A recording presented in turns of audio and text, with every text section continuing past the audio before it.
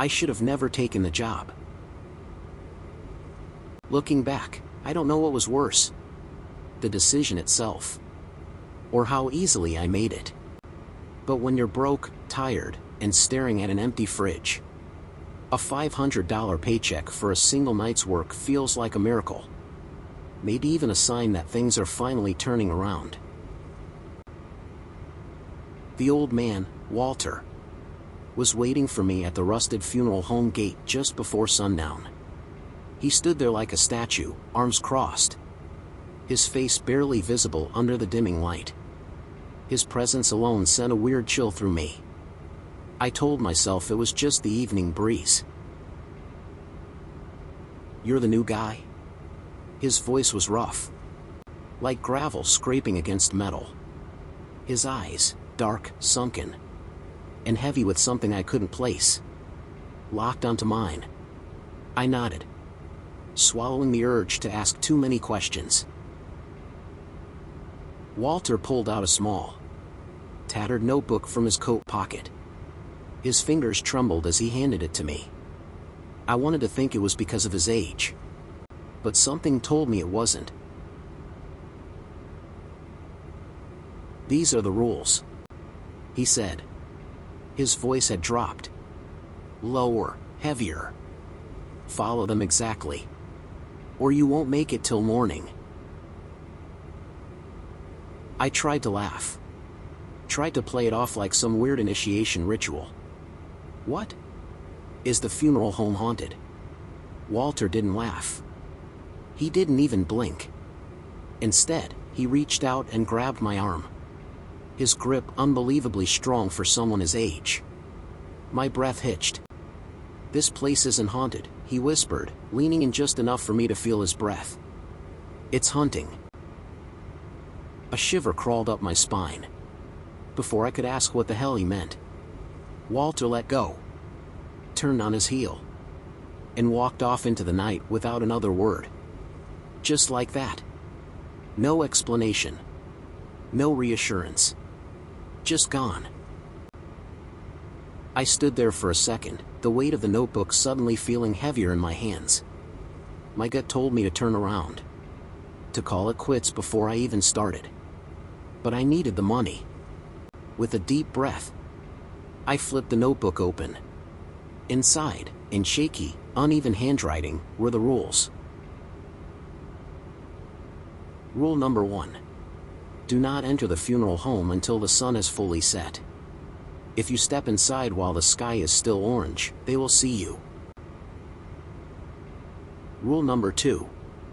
Keep your flashlight on, but never shine it directly at an open grave. Rule number 3. If you see a woman in a black dress standing by a tombstone, lower your head and walk away. If she notices you, run. Rule number 4. Between 2:33 a.m. and 2:41 a.m., the main gate will open on its own. You might also see a shape. Do not approach it. Do not leave. Rule number 5. If you find yourself standing in front of a grave you don't remember walking to, immediately leave the area. You are not alone. Rule number 6. At 4:44 a.m., the funeral home will fall completely silent. Do not move. Do not breathe too loudly. Wait until the sounds return. I frowned. A joke, right? Some kind of twisted hazing for the new guy? But then, why did my hands feel cold just holding the book? I shook off the feeling, stuffed the notebook into my pocket, and stepped through the gate. The night had only just begun. The night settled around me, thick and suffocating. It wasn't just darkness. It was the kind that clung to my skin. The kind that made every sound feel sharper. Every shadow seem alive. The air was heavy, carrying the faint scent of damp earth and old stone. My footsteps crunched softly on the dirt path as I walked, flashlight in hand, sweeping the beam across the endless rows of gravestones. Most were weathered, names barely legible under years of erosion. Some stood tall, pristine, as if untouched by time. Others leaned, crooked and forgotten. I tried not to think about the bodies beneath them, the history buried just a few feet below my shoes. I tried even harder not to think about why Walter's rules existed in the first place. At 12:42 a.m., my breath caught in my throat. I saw a freshly dug grave. The sight of it shouldn't have unsettled me. This was a funeral home, after all. But something about this one felt wrong. The dirt around the edges wasn't smooth or neatly piled like I'd expect. It was disturbed, scattered, as if something had clawed its way out. Then, from deep within the hole, "Help me." A whisper. Faint. Fragile. I froze. My fingers twitched on the flashlight. My first instinct was to shine it straight into the pit, to see who was down there. But before I could move, my mind screamed at me, rule number 2. Keep your flashlight on, but never shine it directly at an open grave. I clenched my jaw, my grip tightening around the handle. My pulse pounded in my ears. "Please. I can't get out." The voice wavered, desperate. It didn't sound like a trick. It sounded real. A person. Trapped. Suffering. But then, the dirt at the edges shifted. Something was moving down there. I stepped back, my entire body screaming at me to run. But my feet wouldn't move. Not yet. The whispering changed to low, guttural, wrong, laughter. I stumbled back so fast I almost lost my footing. My heartbeat felt like it was trying to rip through my chest. Something down there had been pretending. I turned and hurried away, forcing myself not to look back. Whatever was in that grave wanted me to break the rule. It wanted me to see it. And I wasn't going to give it the chance. I kept walking, my breath shallow, my hands trembling. The cold air bit at my skin, but I barely felt it. Every part of me was wired, on edge. Waiting for something. Anything, to happen next. Then, suddenly, the world changed. The air itself shifted. Like the entire funeral home was holding its breath. The night had been full of sounds before. Wind through the trees, distant crickets. The occasional rustling in the grass. But now? Nothing. As if something had pressed a mute button on reality. My stomach twisted.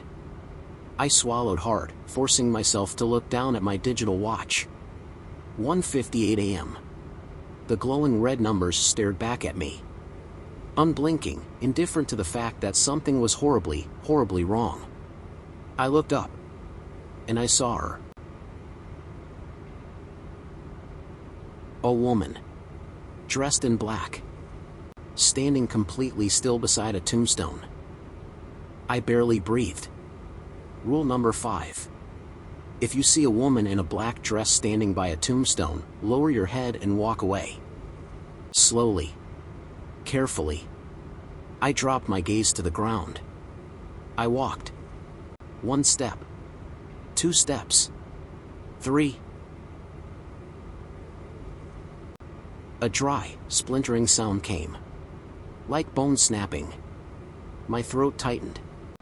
My fingers twitched at my sides. I squeezed my eyes shut.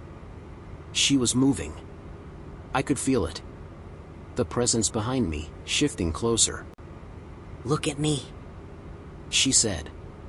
The voice was soft, coaxing. Almost sweet. But it was close. Too close. My breath hitched. My legs felt sluggish. Like I was trying to run in a nightmare. I moved faster. Refusing to look. Refusing to break the rule. Something brushed my shoulder. That was it. I ran. I didn't think. I didn't look. I just ran. The second I crossed the next row of graves. Silence. The suffocating presence was gone. The air felt normal again. My footsteps echoed in the emptiness. I turned back, heart hammering. She was gone. Like there was some invisible boundary she couldn't cross. I should have felt relief. I should have been grateful. But all I could think was, if she can't enter this area, then what the hell is waiting for me here? I glanced at my digital wristwatch. It was 2:33 a.m. A second later, the funeral home gate groaned, its rusted hinges screeching in protest as it slowly, painfully, creaked open. The sound sent a shiver through me, sharp and cold. I had been dreading this moment ever since I read rule number 4. Between 2:33 a.m. and 2:41 a.m., the main gate will open on its own. You might also see a shape. Do not approach it. Do not leave. Beyond the gate, a long, empty road stretched into the blackness. No streetlights. No signs. Just darkness swallowing everything beyond the fence. And then, exactly as the rule number 4 described, something shifted. A shape unfolded from the abyss, stepping out like it had always been there. Waiting. It was wrong. Its limbs jerked unnaturally, bending at angles that didn't make sense. Its arms, or what should have been arms, seemed too long, too thin, twitching like a puppet held by tangled strings. It had no face, no eyes, no mouth, just smooth, empty skin where features should be. Yet somehow, I felt it smiling. My muscles tensed, my body screaming at me to run. But then I remembered the rule. Do not approach it. Do not leave. I swallowed hard, forcing myself to stay rooted in place. The thing lurched forward. Not walking. Not stepping. Sliding. Like it wasn't moving on its own.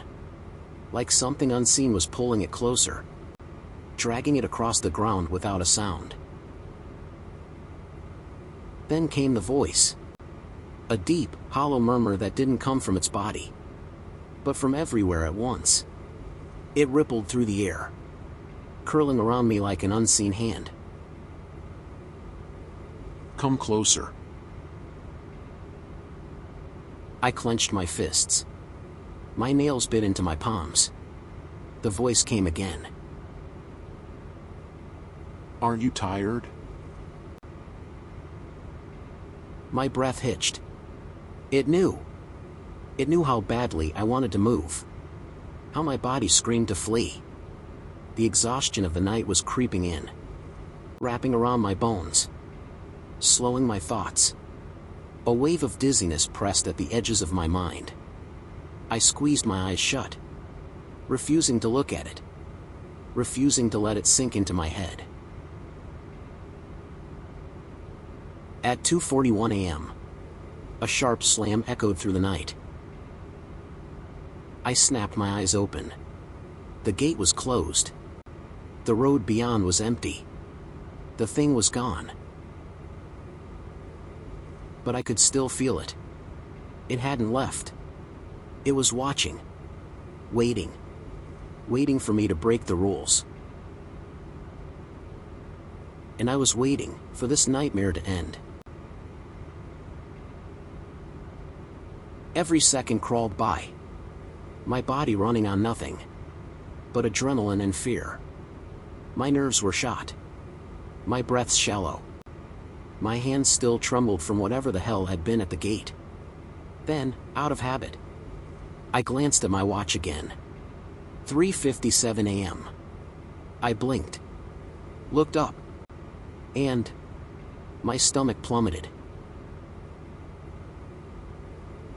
I was standing in front of a grave. I didn't remember walking here. The realization sent a fresh wave of cold terror through me, my breath catching in my throat. My mind scrambled for an explanation, but there wasn't one. Then the words from rule number 7 surfaced in my head.